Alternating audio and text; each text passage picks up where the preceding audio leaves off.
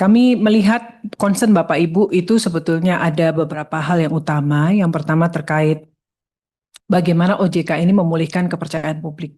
Jadi kita semua memahami dinamika yang terjadi saat ini, juga situasi pergantian tadi yang disampaikan juga karena dinamika yang dimulai dari pasar modal Indonesia. Jadi kami melihat di situ memang ada permasalahan Pak yang kami tadi seperti sesuai disampaikan Pak Fauzi juga sudah disampaikan di Lapsing 2 kali ya Pak ya, September dan Desember. Nah ini juga menjadi komitmen kita untuk memperbaiki bagaimana mekanisme kerja ke depan, terutama dalam merespon berbagai hal yang menjadi concern Bapak Ibu di Komisi 11 maupun stakeholder kita lainnya seperti publik dan lain sebagainya. Terkait dengan menjaga kepercayaan publik Bapak dan Ibu, kami sudah sampaikan juga terkait dengan berbagai program yang kita lakukan, merespon apa yang terjadi saat itu. Dan kami tadi menjawab juga concern Pak Haris yang juga sangat khawatir bagaimana nanti respon MSCI. Dapat kami sampaikan Pak bahwa kami OJK berserta dengan SRO, dengan saya Pak Hasan dan juga dari Direksi SRO terus melakukan komunikasi yang cukup rutin Pak dengan MSCI. Bahkan nanti kami juga akan punya rencana untuk juga pertemuan kembali ya untuk membahas juga dengan MSCI terkait program-program yang kita lakukan. Terkait dengan concern Bapak Haris tadi salah satunya, bagaimana menyikapi IHSG yang terkoreksi Pak? Kami melihat ini menjadi sebagai, kan kami melakukan berbagai hal Pak. Yang pertama misalnya keterbukaan informasi dari pemilikan saham 1% ke atas. Ini cukup mendapat respon yang sangat beragam Pak ya. Tentu kalau kita untuk kebaikan melihatnya positif, tetapi ada juga yang kok jadi sangat terbuka dan lain-lain. Jadi menurut kami penyesuaian indeks, by the way alhamdulillah hari ini kita ke sini IHSG hijau Pak ya. Baik, tapi kami melihat Bapak bahwa penyesuaian indeks itu sebagai konsekuensi logis Pak. Kalau dulu itu terjadi ketidaksinkronan antara IHSG dengan misalnya indeks LQ45, di mana itu adalah indeks saham-saham yang besar, liquid ya, dan itu kita melihat terjadi kok tidak sesuai gitu. Nah sekarang kita melihat pertumbuhannya sudah sejalan. Jadi ke depan kami terus melakukan perbaikan. 1% Pak. Kemudian granularitas dari data. Kami menyampaikan Pak bahwa dari data yang kita sampaikan itu dulu kan 1+8, satu yang 9 tipe investor. Kemudian kita lebih granularkan yaitu kan ini salah satu concernnya dari pihak eksternal, misalnya corporate itu apa sih isinya kok banyak gitu ya, dan others itu apa. Nah kita lebih granularkan, waktu itu kita berjanji 9 menjadi 28 ya Pak Hasan. Namun ternyata bisa lebih kita granularkan lagi Pak, menjadi lebih granular menjadi 35 subsektor Pak. Jadi hopefully ini juga menjawab concern dari seperti MSCI dan lain tentang keterbukaan siapa sebenarnya menjadi pemilik dari emiten-emiten di Bursa Efek Indonesia. Jadi kami melihat untuk beberapa waktu apabila terjadi koreksi penyesuaian, kami melihat ini sebagai konsekuensi yang logis Pak.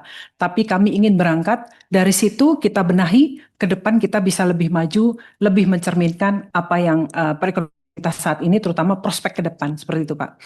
Kemudian ya terkait Yubo, saat ini kami juga sedang melakukan diskusi juga yang sangat intensif bagaimana kita ke depan bisa menyajikan ultimate beneficial owner ini yang menjadi concern dari berbagai pihak Pak terkait struktur kepemilikan di Bursa Efek Indonesia. Kemudian yang terkait free float tadi pertanyaan dari Pak Mekeng ya, kami juga terima kasih Pak masukannya. Sebetulnya Pak kalau free float ya, kami juga sudah peraturan OJK ya juga sudah disesuaikan. Ini terkait dengan bagaimana free float ini nanti kita sesuaikan menjadi 15% tetapi secara bertahap. Kita menyadari tidak mudah Pak untuk memenuhi 15% ini, tetapi misalnya untuk IPO baru kita wajibkan mereka 15%. Tetapi kemudian penyesuaiannya dari mulai tahun pertama, tahun kedua dan seterusnya apabila tidak memenuhi akan kita berikan exit policy yang dapat diterima juga. Kemudian terkait dengan enforcement, tadi saya melihat Bapak Ibu banyak juga mempertanyakan tentang enforcement. Enforcement Pak, sebetulnya kami telah melakukan enforcement, tapi memang kita mengumumkannya itu dalam bentuk jumlah, belum name by name sebelumnya ya Pak ya. Jadi ke depan mungkin kita akan lebih perbanyak lagi nama by name untuk PUJK apa dan siapa yang kita berikan sanksi. Namun kalau melihat Pak dari masa transisi kemarin dan juga saat ini kami sudah melakukan berbagai enforcement Pak yang cukup menyita perhatian publik dan alhamdulillah walaupun responnya juga beragam Pak Haris, Pak Mekeng juga, tapi kami lihat bahwa pada umumnya orang itu mendukung ketika OJK dan bursa melakukan enforcement yang semakin baik untuk menegakkan ketentuan aturan di Bursa Efek Indonesia, di Pasar Modal Indonesia sebagai bagian dari pelindungan terhadap konsumen dan investor terutama di Pasar Modal Indonesia. Yang berikutnya tadi Pak Haris juga bertanya terkait dengan dinamika apa yang terjadi saat ini. Bapak bisa kami sampaikan Bapak Ibu yang kami hormati bahwa kami secara rutin melakukan assessment Bapak terhadap market ya terkait dengan dinamika geopolitik di ekonomi yang terjadi melalui forum market update di forum rapat Dewan Komisioner OJK. Nah terkait dengan apa yang terjadi di Iran ya eskalasi Iran, Amerika dan Israel dan lain-lain ya, kita melihat kami terus melakukan pemantauan dan assessment secara intensif Bapak ya terhadap perkembangan kondisi tersebut dan dampaknya terhadap volatilitas di pasar keuangan global maupun domestik. Terutama dampaknya terhadap bagaimana terhadap sektor jasa keuangan di Indonesia. Kalau kita melihat kondisi perang ini berpotensi meningkatkan risiko transmisi ke sektor kita, ada 3 kanal utama kalau kita melihat. Yang pertama adalah dari kanal financial market itu sendiri. Makanya kami memastikan dari tempatnya Pak Dian, terutama ya di sektor perbankan, bagaimana ketahanan dari sektor perbankan ini contohnya ya Pak ya. Terus kemudian kita akan melihat siapa debitur-debitur yang punya exposure terhadap misalnya terhadap harga minyak, ekspor dan lain-lain. Itu juga kita perhatikan seperti itu. Kemudian bagaimana kenaikan harga energi dan direct channel terutama ke trade dan investment exposure di kita. Itu terus kita lakukan. Makanya nanti Pak Dian silakan menyampaikan juga bagaimana sih upaya-upaya yang dilakukan meningkatkan ketahanan dari sektor jasa keuangan terutama di perbankan yang kemungkinan akan bisa berdampak dan juga bagaimana meningkatkan manajemen risiko Pak dan juga tata kelola yang baik supaya ketika terjadi goncangan sektor jasa keuangan kita cukup kuat begitu ya. Dan saat ini bisa kita sampaikan Pak Haris bahwa kita memantau sektor jasa keuangan kita saat ini terpantau stabil. Namun sebagai langkah antisipatif dan potensi kenaikan risiko, kami terus mendorong lembaga jasa keuangan melakukan assessment, self assessment Pak. Bagaimana ketahanan mereka terhadap apa yang terjadi saat ini secara forward looking juga. Jadi nggak cuma saat ini ataupun yang lalu, tapi bagaimana forward looking ke depan, termasuk langkah-langkah antisipatif apa yang diperlukan apabila itu kemudian rambatannya sampai kepada di sektor keuangan kita. Kemudian terutama tadi yang mencermati debitur-debitur ya Pak Dian, nanti silakan Pak Dian juga menyampaikan pada sektor-sektor yang rentan dan terdampak langsung dan juga terkait dengan likuiditas dan juga permodalan. Itu juga kita terus lakukan assessment Pak. Dan juga kita ini punya mekanisme yang cukup rigid Pak terkait bagaimana kita dalam konteks KSSK Pak terus melakukan assessment bagaimana ketahanan sektor jasa keuangan kita terhadap berbagai gejolak yang ada. Begitu Pak. Kemudian izin kami merespon yang disampaikan Pak Dolfi. Kami terima kasih Pak Dolfi atas kritik, saran dan masukannya. Kami akan melihat ini sebagai satu untuk kita perbaikan ke depan. Terkait dengan transformasi organisasi, mungkin diksi yang dipakai terlalu strong gitu Pak ya. Tapi ke depan kami memang berencana untuk melakukan transformasi itu sendiri Pak. Jadi kalau kita melihat kan transformasi organisasi itu beberapa bisa dilakukan melalui strategi dan arah baru. Struktur organisasi. Nah kalau terkait struktur organisasi dapat kami sampaikan Pak sesuai dengan mandat Undang-Undang 21 tahun 2011 bahwa ketika selesai kami dilantik, kami melakukan rapat RDK pertama untuk membahas satuan kerja yang kita bidangi. Yang tentu kalau di bawah KE cukup rigid ya, tidak bisa dipindah dan mutar dan sebagainya. Tetapi antara ketua dan wakapak Salah satunya adalah bagaimana yang sebelumnya ketua itu menghandle kepala kantor OJK daerah Pak yang saat ini berjumlah 39, karena itu banyak terkait dengan logistik ya dan lain-lain, itu kami kesepakatan di rapat Dewan Komisioner pertama itu Pak, itu dipegang oleh Pak Waka. Karena Pak Waka juga memegang logistik dan anggaran. Sedangkan SDM berpindah ke tempat kami, dan juga kami mengembalikan fungsi humas Pak yang sebelumnya itu ada di bawah ketua. Kami kembalikan juga yang sebelumnya dititipkan di PEPK kembali ke ketua Bapak, karena ketika kita bicara tentang mekanisme di KSSK Pak ya, kalau terjadi sesuatu, humas ini menjadi komponen yang penting juga untuk kita mensiarkan dan sebagainya, makanya kita kembalikan.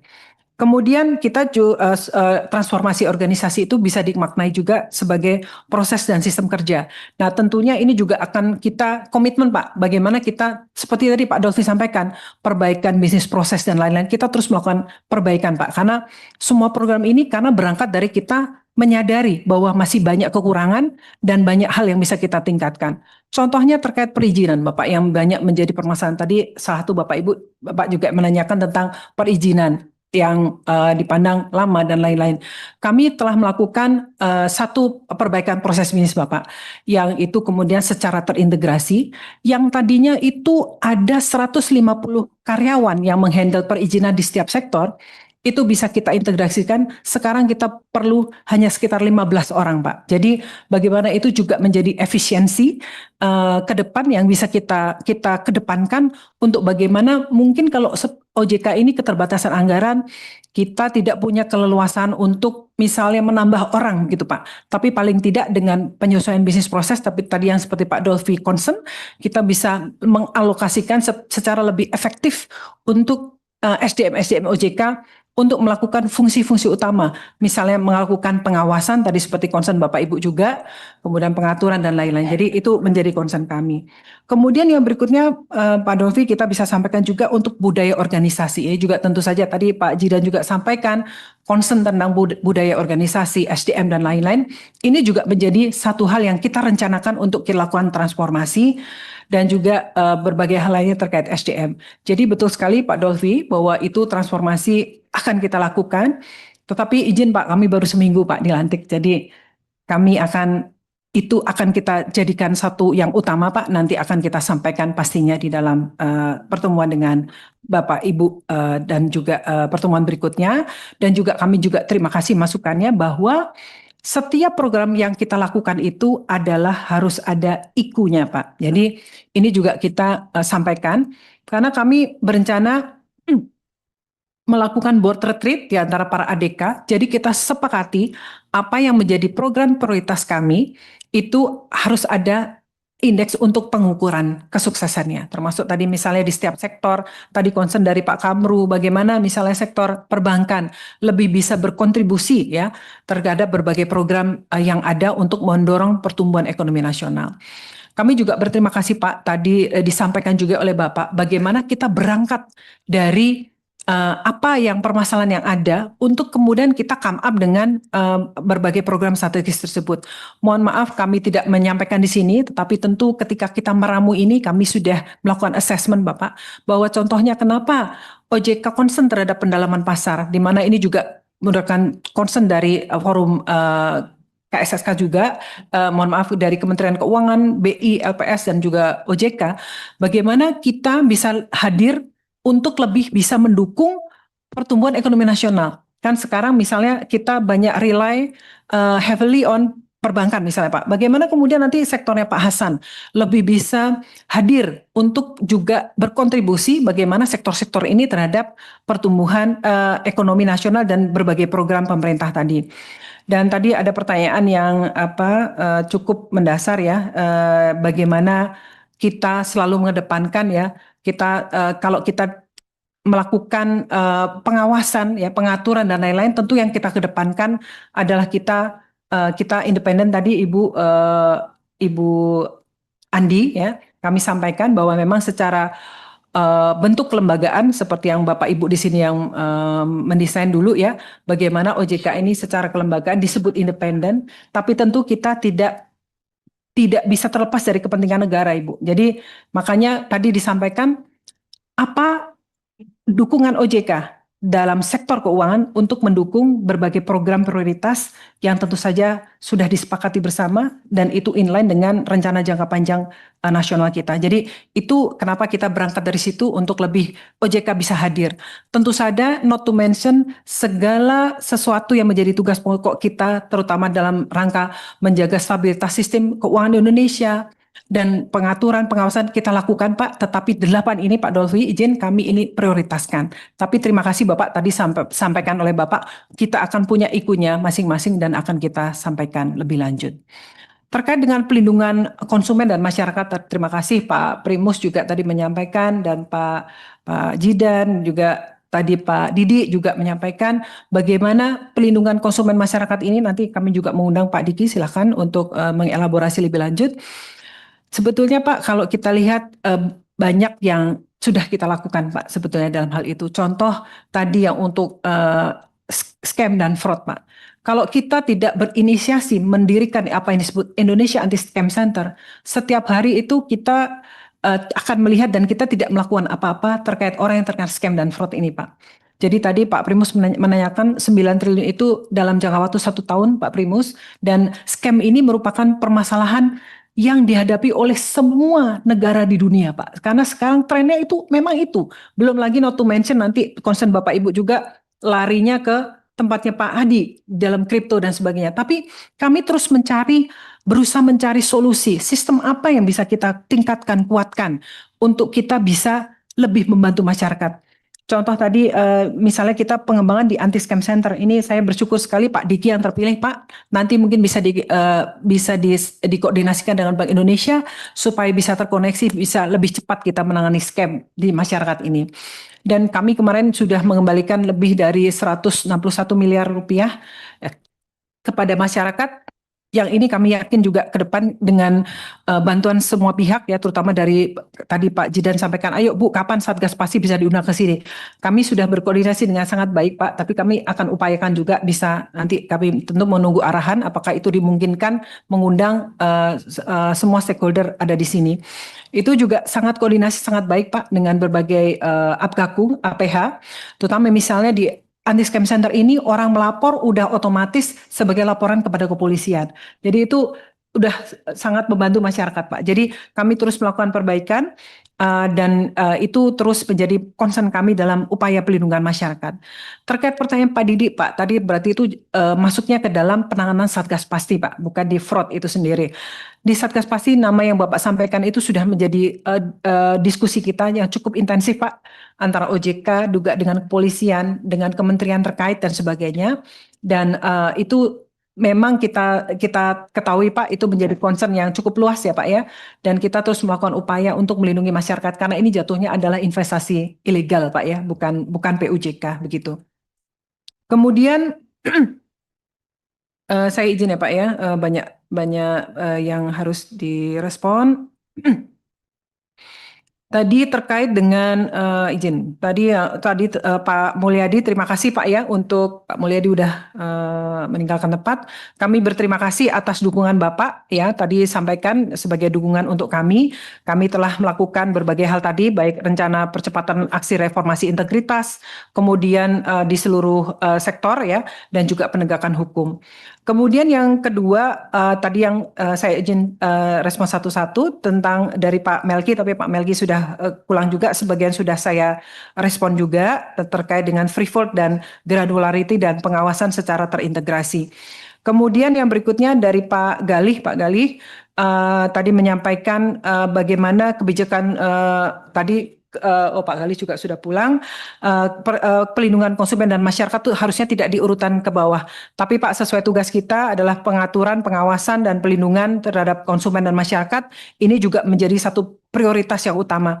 Jadi Pak, kami sepakat, ini para KE yang membawakan para industri atau sektor, kami sepakat bahwa semua perkembangan yang dilakukan atau inovasi, kreativitas, dan lain-lain yang dilakukan oleh bapak-bapak di sini tidak boleh merugikan kepentingan konsumen dan masyarakat. Ini juga concernnya Pak Primus tadi kepada Wong Cilik ya. Nanti juga kami bagaimana juga menyadari tadi terkait dengan kripto ya, Pak Adi juga tadi banyak concern terkait dengan bagaimana ini kripto yang saat ini sudah sekitar 20 juta investor bisa juga terus mengedepankan aspek pelindungan investor itu sendiri. Karena kita melihat ya di kripto memang strukturnya agak berbeda dengan di pasar modal, tetapi itulah yang kita terus lakukan, memberikan edukasi, pemahaman, dan terutama menyampaikan bagaimana faktor risiko yang besar ketika orang berinvestasi ini, sehingga harus dibarengi dengan pengetahuan dan mereka bisa menjadi investor kripto yang baik gitu. Kemudian yang berikutnya dari Pak Haris tadi sudah saya respon, Pak izin Pak Haris. Kemudian dari Ibu Pak Erik ya, Pak Erik terima kasih juga dukungan Bapak. Dari 8 kebijakan prioritas ini merupakan kristalisasi Pak dari destination statement OJK Pak sebetulnya yang sudah kita tetapkan, dan kita sebenarnya sudah memiliki IKU dari destination statement kita itu, tetapi untuk 8 prioritas tadi kita akan lebih pertajam lagi seperti tadi concern dari Pak Dolfi. Kemudian dari Pak Pak Primus, kita ini sangat concern Pak terhadap masyarakat wong cilik Pak, kita sangat concern terhadap itu. Bahkan kalau boleh kita sampaikan, kita sangat mengedepankan Pak pelindungan konsumen dan masyarakat. Tadi berbagai inisiatif, jadi Bapak nggak usah khawatir, kita itu mereka selalu di hati kita Pak. Jadi karena saya yakin Pak sektor jasa keuangan yang kuat itu disupport oleh konsumen Pak. Konsumen itu adalah kita semua, Bapak di sini dan juga masyarakat mungkin di desa-desa dan lain-lain. Ini adalah juga concern kita. Terkait pemilihan direksi bursa, nanti silahkan Pak Hasan juga merespon. Saat ini sedang berproses untuk pemilihan direksi bursa.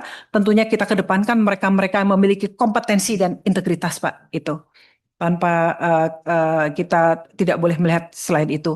Pak Fatih, terima kasih Pak untuk fokus kepada beberapa hal yang fundamental dan pembenahan sudah masuk di dalam program prioritas kita Pak untuk melakukan pembenahan termasuk di dalam transformasi tadi yang disampaikan. Kemudian perizinan terintegrasi tadi sudah saya respon pertanyaan Bapak tadi, dan juga Bapak tadi concern juga terkait dengan enforcement. Pak Didik tadi juga sudah saya respon Pak, dan kami juga akan lihat lagi Pak untuk yang tadi yang spesifik di tempat Bapak. Kami akan koordinasikan PDTKK ya Pak ya, Kabupaten Klaten ya. Nanti kita lebih sinergikan dengan OJK di Semarang dan Jawa Tengah. Kemudian Pak Kardaya, terima kasih Pak. Pak Kardaya juga sudah live. The evil is in the detail. Kami paham itu Pak. Insya Allah kami juga akan lakukan terus secara detail bagaimana implementasi dari berbagai program tersebut. Yang Bapak tadi mengedepankan, yang penting adalah implementasi. Kemudian Pak Habib, mohon maaf Pak Habib ya. Terima kasih Pak concernnya dan juga support Bapak ya. Adem tadi Pak, terima kasih. Momentum besar yang diharapkan di 2026 ini memberikan yang terbaik untuk bangsa dan negara. Itu adalah nafas kami Pak, insya Allah untuk memberikan yang terbaik untuk bangsa dan negara, terutama dalam bagaimana kita menyampaikan indikator kerja utama ya dalam peta strategis kita nantinya. Kemudian untuk transaksi plain cost di kripto tadi sudah saya touch sedikit, tapi nanti saya mengundang Pak Adi juga ya, dan juga Pak Diki untuk lebih mengelaborasi bagaimana concern dari Bapak Ibu di sini terkait bagaimana 19 juta investor ya, hampir 20 juta ini mungkin lebih ya sekarang ya, itu bagaimana pelindungan dari sisi kripto. Kemudian di Ibu Andi tadi sudah saya sampaikan Bu terkait concern Ibu terkait independensi. Intinya kita tetap tidak bisa di luar kepentingan bangsa dan negara kita Bu. Jadi itu kita sampaikan. Kemudian Pak Sidan, terima kasih Pak tadi Bapak konsisten concern terhadap keluhan masyarakat terhadap pindar, judol dan kripto Pak. Kalau judol Pak kita sebagai pendukung Pak, karena itu tidak di kami utamanya Pak, tapi kami mendukung dari Kementerian Informasi memberikan informasi terkait rekening yang harus kita respon tutup. Kami kerjasama dengan tempat Pak Dian langsung segera menutupnya Pak. Kemudian terkait pinjol Pak, maksudnya kalau pindar nanti di Pak Gusman, tapi pinjol Pak yang itu ilegal, kami juga terus melakukan cyber patrol dengan Kementerian Komdiji. Setiap hari kita tutup, tapi kalau ada tanya kenapa buka lagi Bu, karena itu kadang-kadang dari luar negeri Pak. Jadi itulah concern kita semua, bagaimana kita sama-sama ini tahu ada pinjol, judol dan lain-lain yang meresahkan masyarakat. Kemudian SLIK Pak, nah ini bisa kita sampaikan, terima kasih concern Bapak terkait SLIK.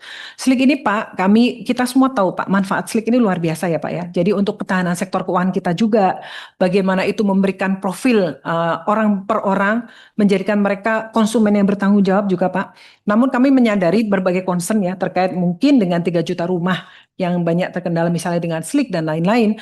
Kami kemarin melakukan diskusi Pak internal dengan OJK, kami sedang mereview kemungkinan akan dilakukan revisi pada bagaimana kita menyampaikan data SLIK tidak dari nol begitu Pak ya. Tapi tentu kami akan mengikuti standar-standar internasional Pak.